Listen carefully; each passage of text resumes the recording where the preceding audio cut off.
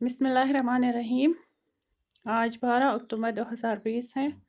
Class 9 subject Urdu. और आज हमारा जो टॉपिक है ग्रामर के लिहाज से है। आज हमने यहाँ पे ग्रामर लिखा है।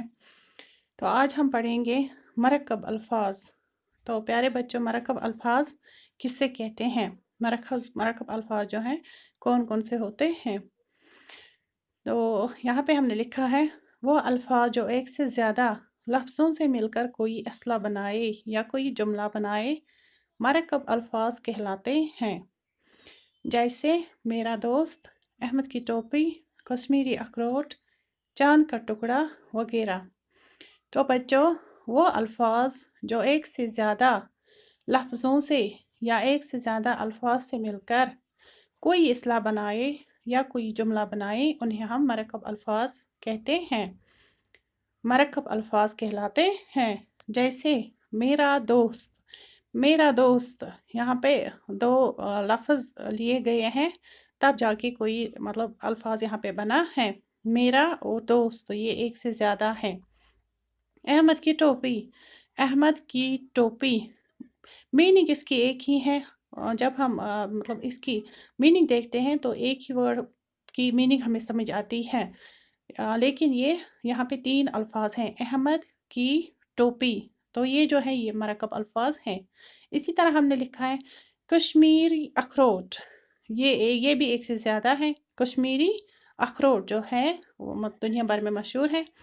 चांद का टुकड़ा, कोई खूबसूरत होता है तो हम उससे तशबीह देते हैं, उसे हम बोलते हैं कि ये चांद का टुकड़ा है। ये भी यहाँ पे हमने 3 वर्ड्स लिखे हैं, ये भी मरकब अल्फाज हैं।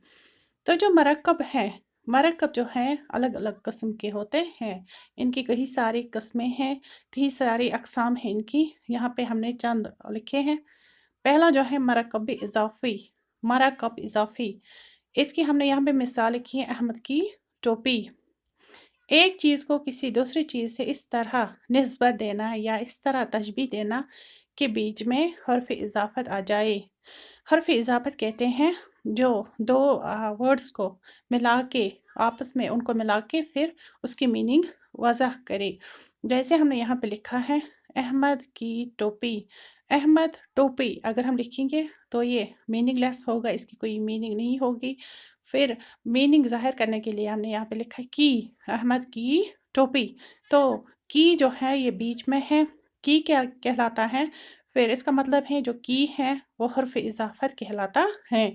इसी तरह का, की, के वगैरह जो हैं ये दो अल्फाज को आपस में जोड़ देते हैं, ये जो कहलाते हैं का, की और के मरकबी इजाफी।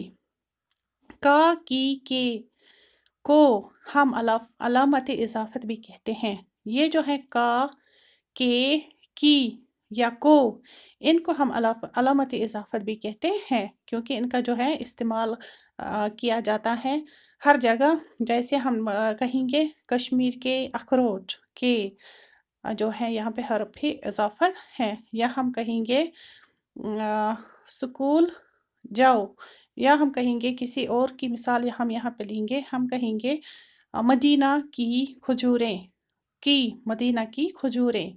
खजूरें जो है मदीना की है लेकिन की जो है ये इनके बीच में इनको आपस में जोड़ देता है, तो जो की है ये अलामत इजाफत है। तो बच्चों, अलामत इजाफत कौन कौन है? का, की, के, को, ये जो है ये अलामत इजाफत है।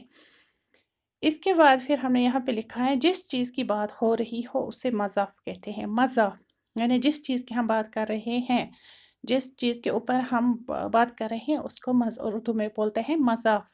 जैसे हमने लिखा है अहमद की टोपी, टोपी की हम बात कर रहे हैं। हम यहाँ पे अहमद की बात नहीं कर रहे हैं बल्कि हम उसकी जो टोपी है उसकी बात कर रहे हैं। तो जो टोपी है उसे मज़ाफ कहते हैं। इसी तरह हमने ऊपर एक और मिसाल लिखी है कश्मीर के अखरोट। हम यहाँ पे कश्मीर की खूबसूरती की बात नहीं कर रहे हैं या कश्मीर की बात नहीं कर रहे हैं बल्कि हम यहाँ पे अखरोट की बात कर रहे हैं। तो जो अखरोट है मज़ाफ कहलाता है। इसी तरह हमने अभी एक और मिसाल लिखी थी मदीना की खजूरें, खजूरें, हम यहाँ पे खजूर की बात कर रहे हैं। तो जिस चीज़ की भी बात हो रही हो, जिस चीज़ के ऊपर हम बात कर रहे हैं वो मज़ाफ कहलाता है।